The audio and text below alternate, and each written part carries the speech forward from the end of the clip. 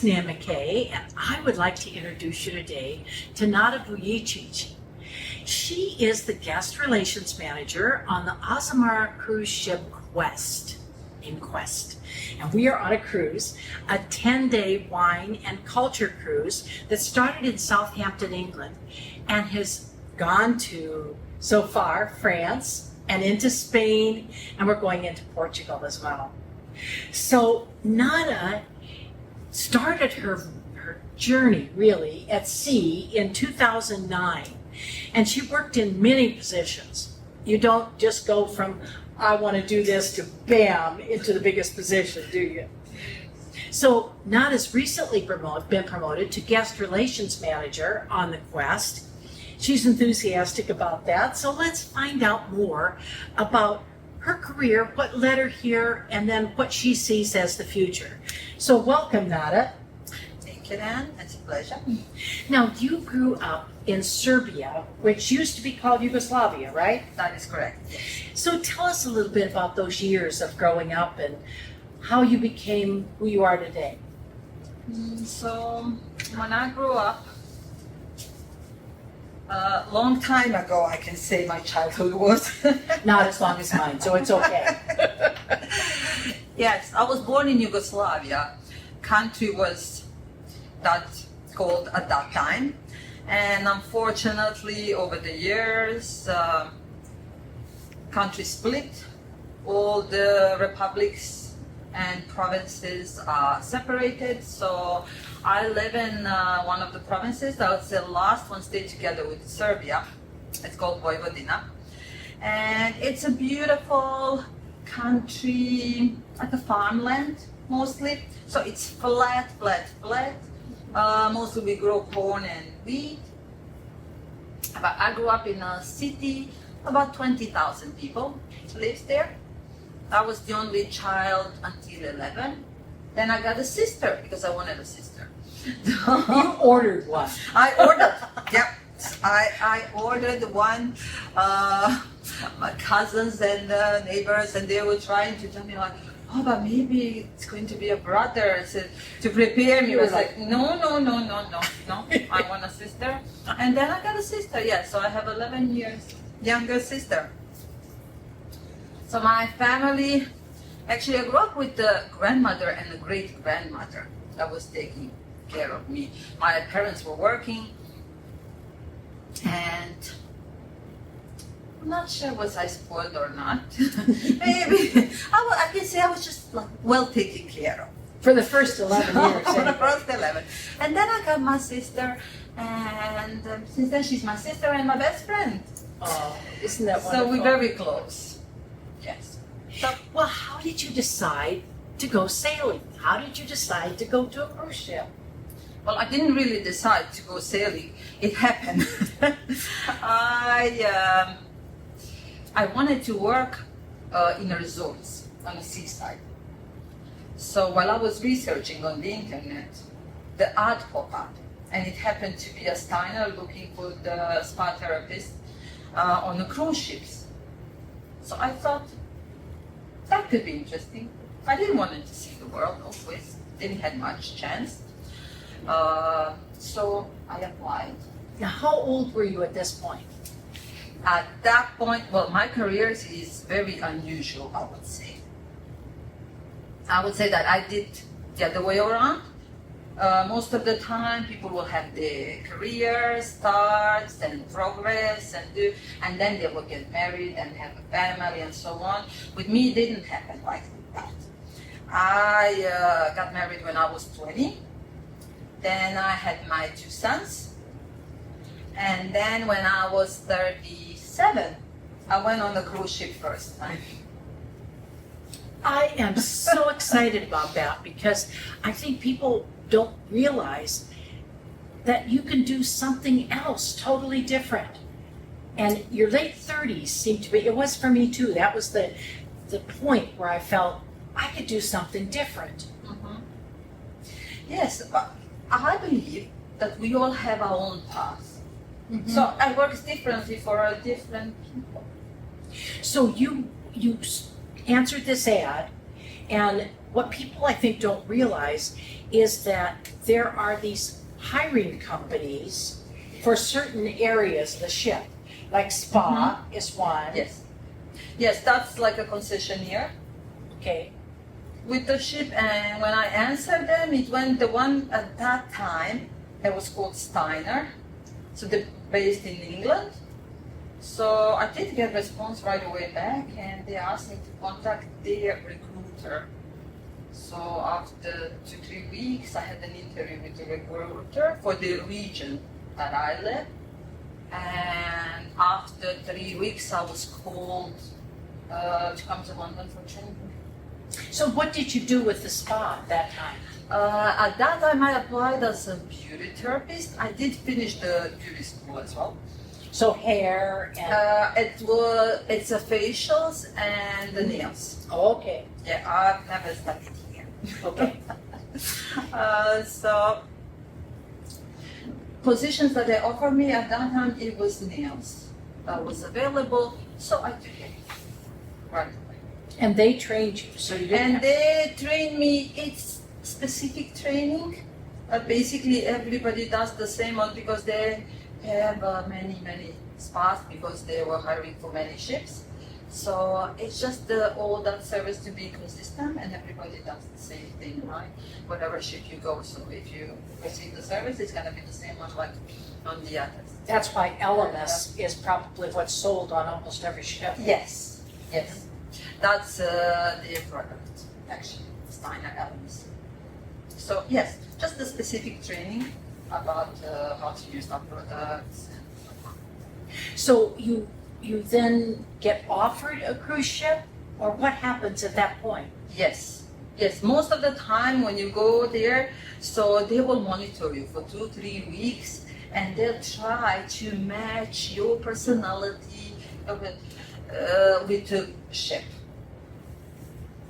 Now, there's a difference in working with larger ships and smaller ships. And let's talk about some of those differences, because the larger ship, you have probably more people coming in to the spa area. That's why it's different. Yes, but on the bigger ships you have a bigger team. Ah, So here you have 10-11 therapists.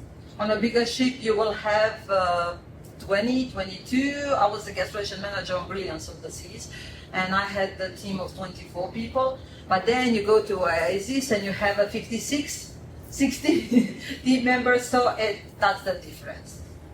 so how did you get from spa to guest relations? So I worked for about 7 years In the the spa. Okay. It happened, I started on Celebrity, then I come to Azamara Journey, then it was Azamara Quest. And over the years happened that I was keep coming back here.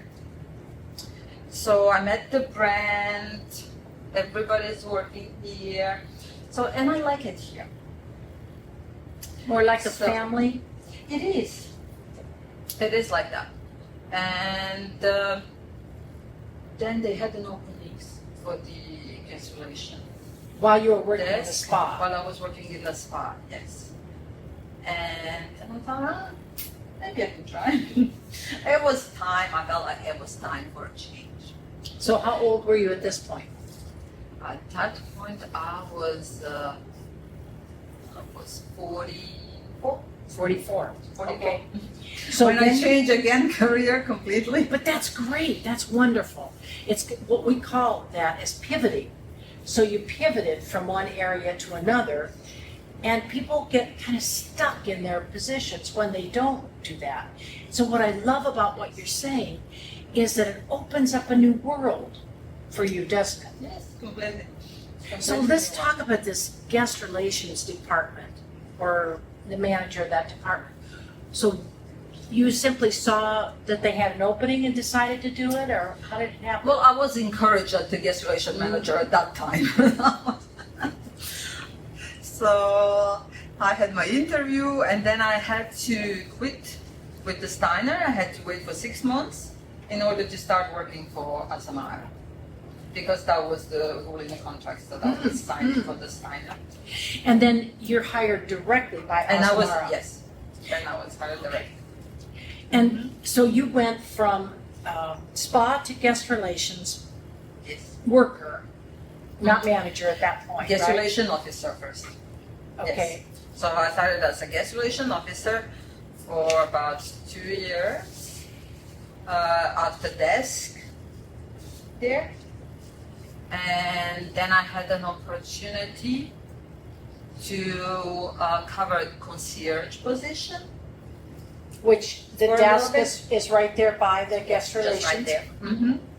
Yes, and then I was pushed to take a documentation officer role, and I really enjoyed it. Now, I met the There's- documentation officer last night, Mhm. and I said, well, what do you do? Because I'm trying to figure out with the titles what people do. And the documentation person, again, is responsible for gathering all the passenger documents. You tell it. Yes. So basically, the primary, he's the one to clear the ship. So he's gathering all the guest documents. It depends on the nationalities. Some guests need visa, right, to visit certain countries. Some guests will be restricted and so on. So he needs to oversee all of that. It depends also which area of the world we sail. Like here, Europe, we don't need to really to collect all your passports and to present this. But when we go to Asia, then it's a little bit different. So we will have situations that we collect all the passports, and then we will have immigration officers come on board here a couple of hours before we dock to sail with us. So they will check all the passports, they will stamp all the passports, they will prepare all the passes for all the guests that we will distribute and so on. And it just depends on the area. Well, let's say we go to India, then all the guests need to have electronic visas, stuff that we have to collect and present. So it's just a different countries, different regulations. So you have to learn the regulations of every country and then apply them. Yes, Okay. yes. Most of the time, what it helps, we are guided by the port agents. Every port we go, we have a port agent. So they will communicate it back, all the regulations to us, and then that's what we follow. So when you were documentation manager, you then went to guest relations? Or is that part of guest relations? That is anyway? part of it. Okay. Yes, yes. Documentation officer, it is part of my team. Now, when I heard guest relations manager, I thought, this must be one of the hardest jobs on the whole ship. At least that's what I felt like from a passenger point of view, because I've been down at the front desk and I listen to what happens as people come up, and all of the staff there are so nice and they're so calm and they answer the questions so nicely with such respect. You've trained them well. You really have. But I see the kinds of things that people are coming up with, and I think this has more variety in the job than any job on the ship, I think, other than maybe the captain, but I mean, so much variety. And it seems like it would take a really special person to figure out all the answers to all these problems that you deal with every day. That's correct. I do think that every guest is a story for itself. Of course, I do too. Yes, it will be, of course, similarity. Some questions concerns internet. Some concerns about rooms, configurations. Some about the ports. But every guest has its own kind of specific concern. And our primary goal is the guest satisfaction. Is the guest, yeah. Yes. And their So satisfaction. it takes a person really that you need to be skilled dealing with the guest, but it also skilled enough to make a decision right there, because sometimes it's very important to make a decision right in the moment. Yeah. So not to escalate or Yeah. take a time or or let them get there. upset more Yes. or something. And of course, you're dealing with all these different personalities, men and women, all different ages. So that's why I said you must have magic dust in the back or something to say, oh, this one, we need this bag of magic dust. Let's sprinkle it on. Because whether it's a problem with a toilet not flushing or overflowing over here to I lost my key. Yes. You know, I bet you hear that. How many Yes. times a day? Oh, that happened at all. Yeah. So what other kinds of things do you deal with? Oh, all sorts of different, like you said, from that to court informations to we do overseas all the embarkation and disembarkation process as well. So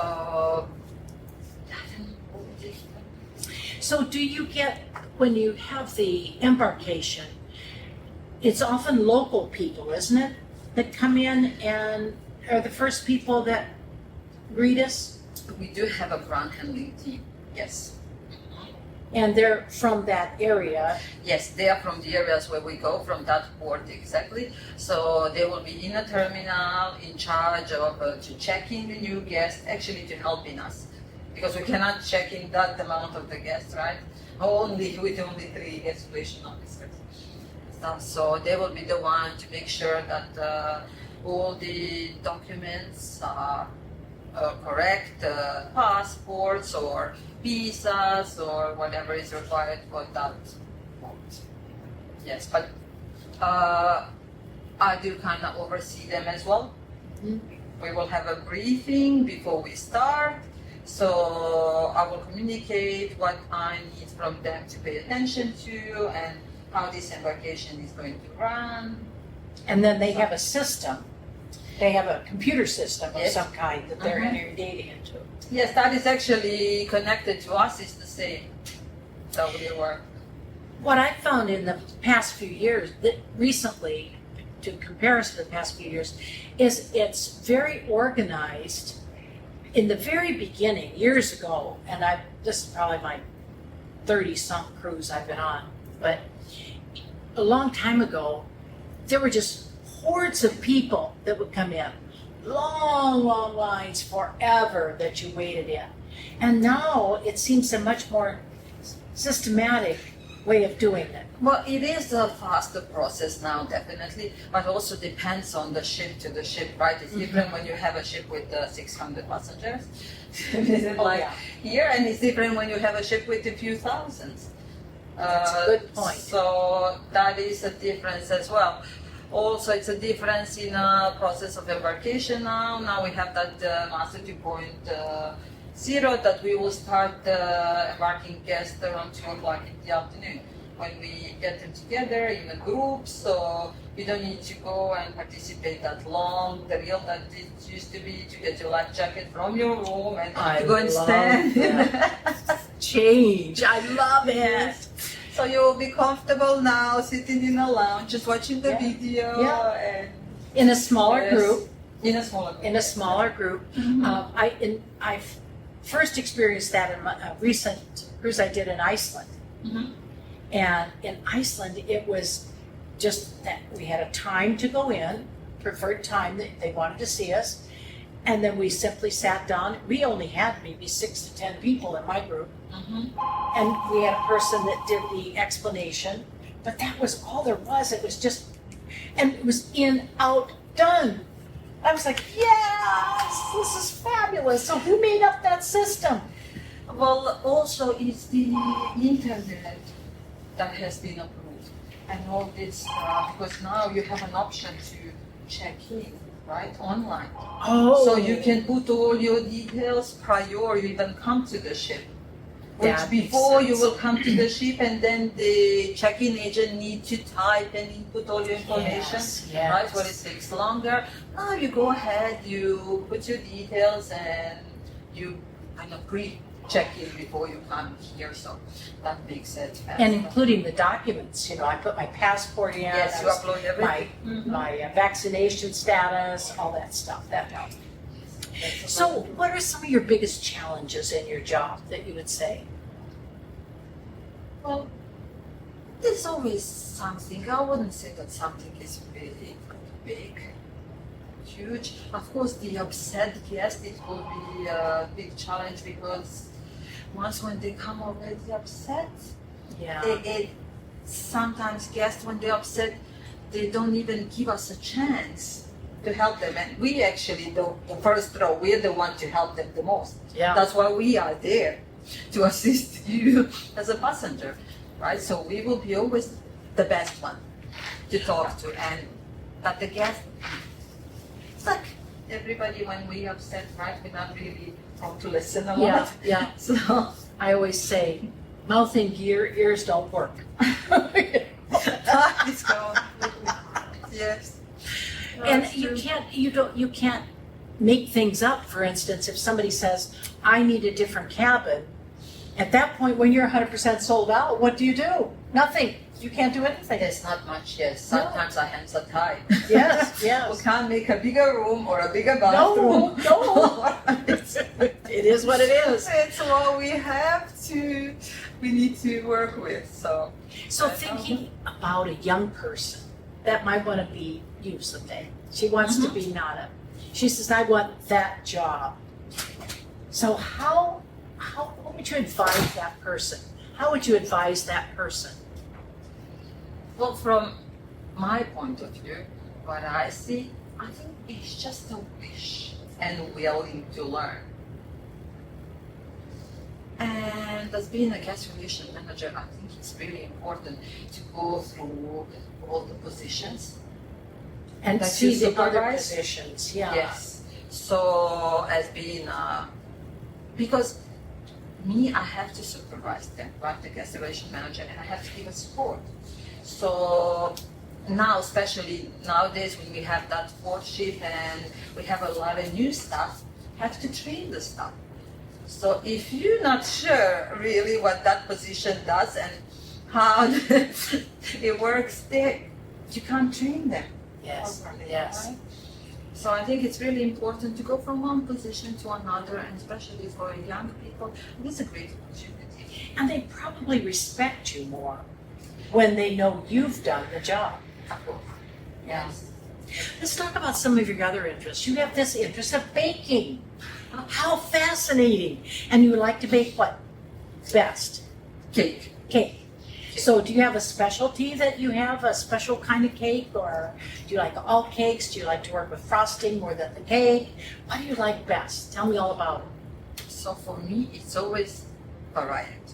Okay, variety is big. So I think maybe twice or three times in my life I make the same cake again, but I like to experiment. And do you experiment with the frosting When I or make the it cake? with or- everything, with with everything. Like during the process, I would just put a little bit of more of this, and maybe let's just not put that ingredient now. Let's replace with something else, and it's sweets are my biggest love. When I was at the Marriott Copenhagen on this last trip, they had these little muffins type things. They were about that big, not big at all. But inside the muffin, they had all different things, chocolate or cream cheese. And I noticed the muffins here, the bigger muffins have some cream cheese inside. So do you like to do things like that? So during the pandemic, when the ships were in Korea, and I had a year and a half, I think, break in between. I was making flower bouquets out of the cupcakes. Oh, flower bouquets out of the cupcakes. So let me think, what was the stock? So I will make a cupcake. Yeah. That's a regular cupcake, you pick a cupcake. Okay. But then it takes a little bit of skill to make different flowers a little bit of artistic. Do you cut and the imagination. cake, the cupcake? Do you cut it or No, it's making it with the frosting. Ah. Basically with the buttercream, I will decorate the cupcake. And I will make a rose on one, lily, or whatever you can imagine in your mind to make a flower. You know what? In another life, if you want to switch to one other thing you could do, you could write a blog on how to do this or a YouTube channel. Oh yes, there is already a few that you can. These sound watch. interesting. But yes. So how, if thinking back, how would you describe one of the best moments of your life? Well, it's really hard to choose one. It for is. me. Yes. What do you There's think? Several. What do you think is a happy Been, time? There's plenty. I tend to be happy most of the time in my life. There's plenty. I got married really young, and I had my sons. That's my happy moments. Also having my sons, but then happy with my career. Though I do miss the family, what we don't see. Are they Miss kind my of grown up boys. now? Yes, they are very much grown up. My older one is 30. And the younger one, he's 28 and he is married. I have a daughter-in-law. So And any grandchildren yet? I have a granddog. Granddog? Granddog. I've got 3 granddogs. Yes, and I do babysit with once in a while. Oh, yes. When I go home, then I babysit all the time. But isn't it nice to be able to give them back? Oh, yes. Yes. Yes. So far we practice dog. But let's see when they're ready. Yeah. For the child, but so far not. So that's also, for me, it's happy. It was really a pleasure to see them growing up and then Becoming their own people. Yes. Yeah. What do you want over the next 10 years? What do you want to do? Are you going to stay doing what you're doing? Or what other ideas do you have? Well, I do see myself a couple of more years at sea. Mm-hmm. And then it will be my land business, Which is going to be what? which so far it's my back to my baking passion. All right. You like to open a bakery? Not really a bakery. My late husband was a baker, and we did have a bakery actually. Hmm. So we used to work in the bakery, but it will be like a little sweet coffee shop. A little coffee shop with sweets. Yes, with the sweets, with the muffins, and every now and then with the cake, maybe. And it'd be a different cake every time. I It know will that. be different every time. Yes. Now you have really sailed the world, haven't you? You've seen every country that you've been in, whether it's Asia, whether it's India, whether it's Hawaii. New Zealand, Australia, Japan, US. Seeing all the different people and the different things that are going on. If you had one wish for the world, what would it be? For the entire world to get united. To get united. Everybody on the same page. Yes. Everybody You to kind of, respect all the differences that we are. yes, and that's so important because viva la difference. You know, appreciate the differences because we all bring something a little different to the world, don't we? Yeah, I think that's the beauty in all this Yeah. world. It's all the differences, all the different people, different nationalities. Well, thank you so much for talking with us. It's been so great to get to meet you. You're very And welcome. Thank you. Have just a wonderful time to talk a little bit. And thanks for all you do and all those problems you solve. Thank you. It's my pleasure.